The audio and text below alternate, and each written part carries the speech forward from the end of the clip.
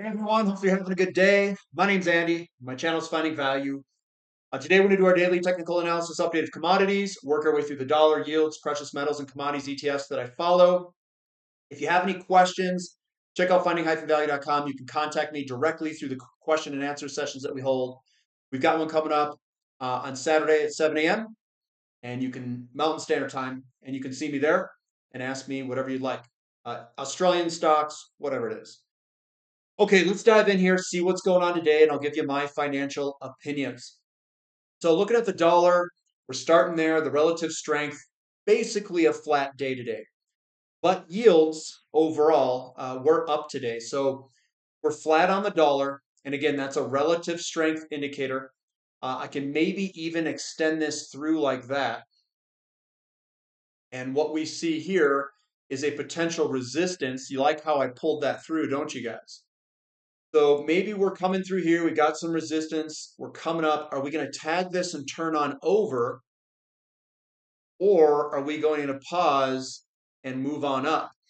Uh, there's a big difference here. If yields continue to climb, that's going to be a headwind for precious metals.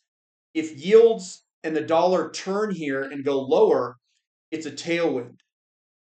Two very different outcomes. And it seems like the base metals and a lot of these other steel and stuff like that are also trading with yields and dollar, along with lithium and rare earth metals.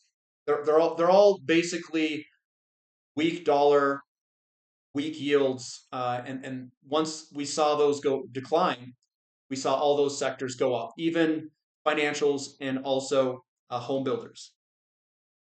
So we've got a massive move to the upside in the 2-year yield, up 3%. And that is a really big day.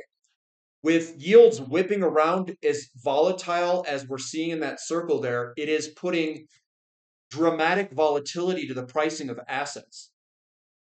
Because a decline in yields this much is a vast difference than an increase in yields. Now, the short term, the 2 years, been moving back and forth, quite volatilely here.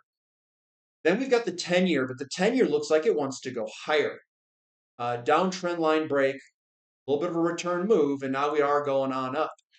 Same with the 30-year. The 30-year looks good to continue higher, I'll bet grinding higher.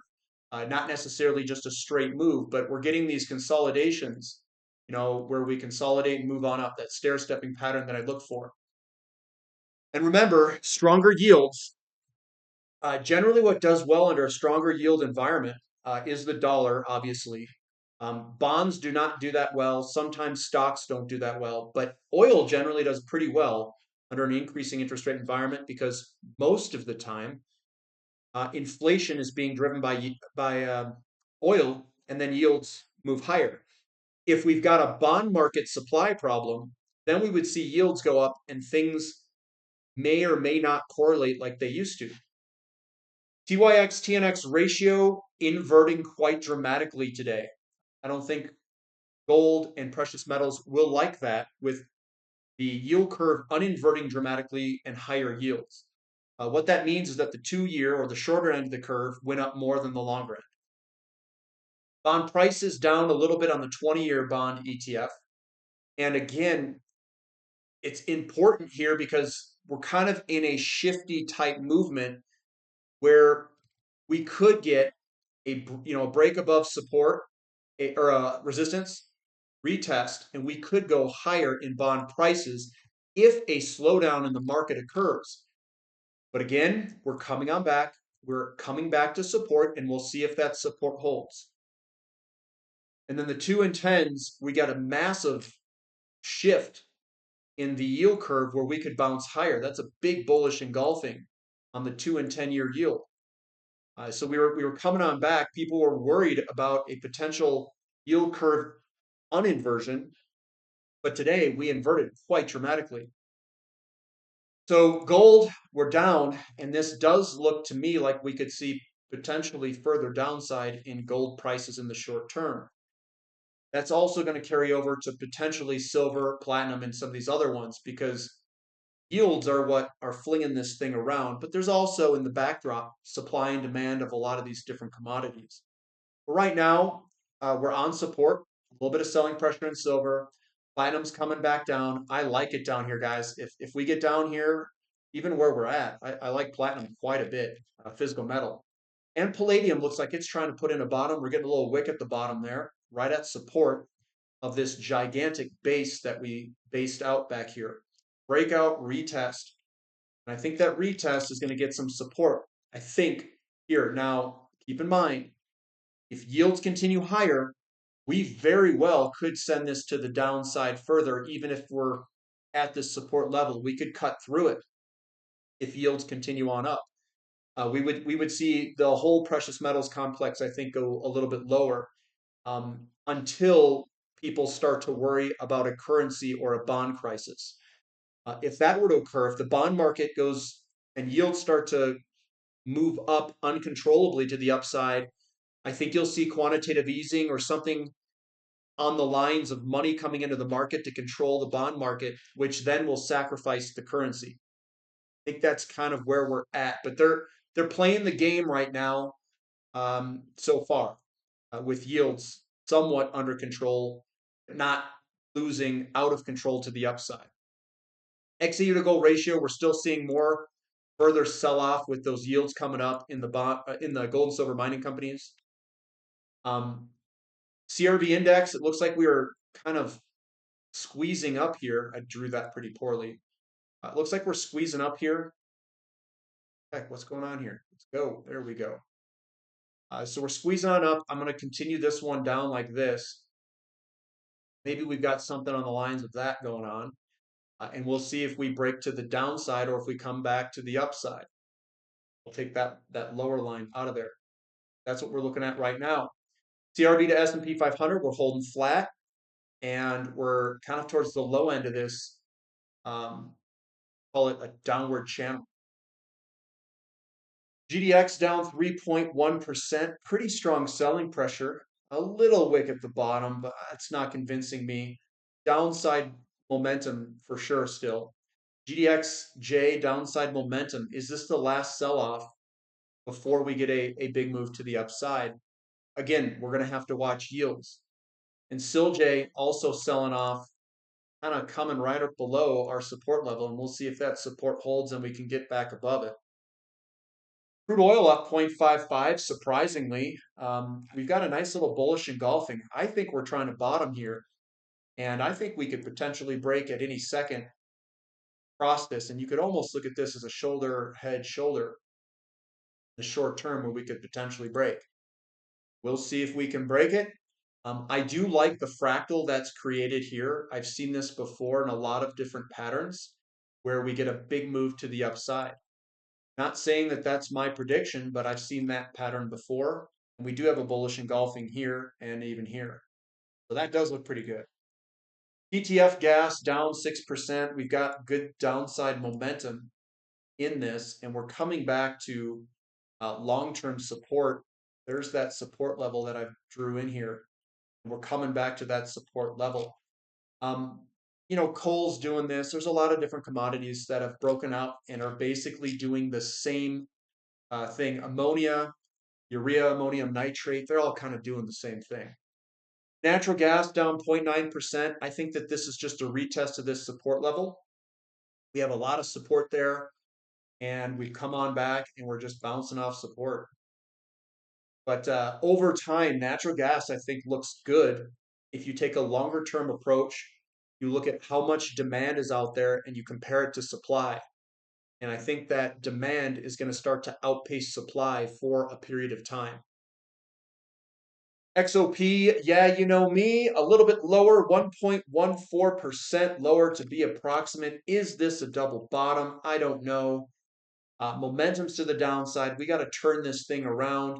If crude oil can break that downtrend and get moving to the upside, I think that will do the trick. But right now, we can throw a trend line through here. Yeah, it's kind of almost a retest on this bad boy here. Somewhere in that vicinity. OIH down 0.5%. It's holding on only with tooth floss, though. tooth floss is holding on to this support level. We don't want to break down, but I find that hard to believe that we would break to the downside if natural gas looks like it's putting in a long-term bottom and crude oil looks like it's trying to bottom. So I find it hard to believe that there's a ton more downside left with the commodities where they're at. Rough as we uranium trust down a little bit today. It still looks good. It was bought back up. So we came down, we gapped down in the morning, and then we're bought back up throughout the day. So this is the gap down in the morning, and then we were coming back up. So momentum is actually to the upside. If I were to put a broken down trend line there, and then we can put kind of like that coming down, and we broke to the upside still, so it doesn't look too bad. We'll see if the momentum can continue upward that we generated throughout the middle of the day. URA doing the same thing. Looks like we're doing all these gap fills. I know a lot of people worried about filling these gaps. I don't know if they were going to come back and fill it down at 2950-ish area, but it could. URNM down a little bit. It doesn't look that weak. That's not a lot of selling pressure here, guys. A lot of selling pressure looks like a big fat, full-on candlestick that closes really strongly. That's generally what I see if we're going to get a big sell-off. I don't see that. What happens is it gapped down, but we were bought up throughout the day. We also broke the short-term downtrend line to the upside. So that still looks good for potential movement higher in URNM in the short term. But again, the short-term market movements, they can be volatile. They can go in either direction pretty quick.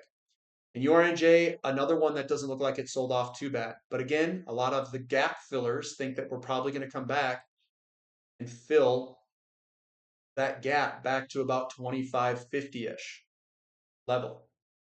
TAN, most of these are not going to like the yields and the dollar going up. And that's really what's driving this. TAN doesn't like it. Although we had a nice good shift of big buying pressure here, like a base that we're going to go up, we squeezed up into a corner, broke down. I thought, hey, we're probably coming back to this retest. Then we crapped the bed past that. But again, these are probably all companies that don't make any money and are very dependent on where interest rates are located. COPX down a little bit too. Again, I talked about the base metals. They're very sensitive to interest rates right now, it seems like it. And interest rates continue up. We could see this continue lower if that interest rates keep going on up. Lithium's the same thing. It's the same setup. Interest rates and dollar up, lithium, copper, and down. The renewable sectors are down. Down again with the stronger yield, stronger dollar. Dollar was basically flat, but stronger yields. SPX down a little bit. It's holding on. It's right up against resistance. NASDAQ also holding on, still up against a little bit of resistance here, this trend line there, but it's trying to get up to that all-time high. It's trying. It doesn't look too bad. It's still holding on there. KRE, another one that's most likely sensitive to interest rates. It's right on support. This is a double bottom, and I think we will go higher, which means that I kind of think that rates might come back down. But again, we'll have to see. Emerging markets doesn't like the strong rates, guys. It wants weaker rates, weaker dollar. We're getting stronger rates, and a dollar's holding on. XHB doesn't like the stronger rates either, but it is holding on because we've got a massive shortage in the housing market. We still could pull back more. This is a bearish engulfing there. I don't see a reversal candlestick yet.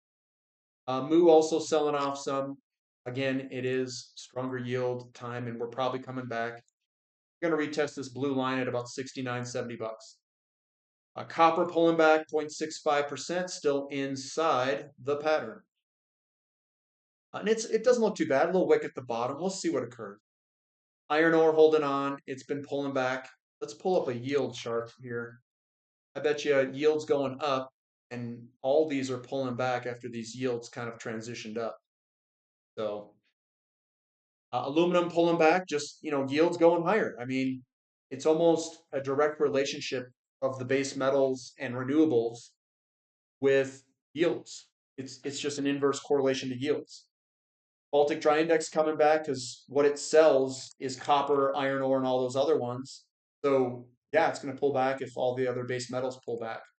Coal's also pulling back a teeny bit, down 1%.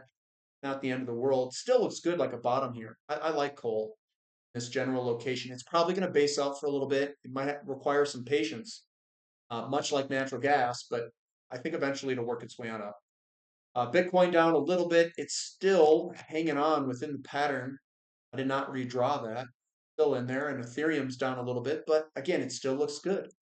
This looks like a flag pattern of some sort. That looks good to move on higher. That's still all holding on. So that's what I've got for today. Give me a thumb up for the content. Subscribe to the channel. And if you want, check out the website and use the discount coupon code if you'd like. Discount is the coupon code. And get yourself a discount if you want to try it. We have a 7 a.m. question and answer session coming up on Saturday, Mountain Time. And if you got questions, fire away. Yields, whipsawing all over the place. It's going to cause a lot of volatility in the market. So get ready, put on your big boy pants. It's going to be volatile, and we're going to be flinging all over the place in terms of volatility. So that's what I've got for today. We'll catch you next time. This is Finding Value.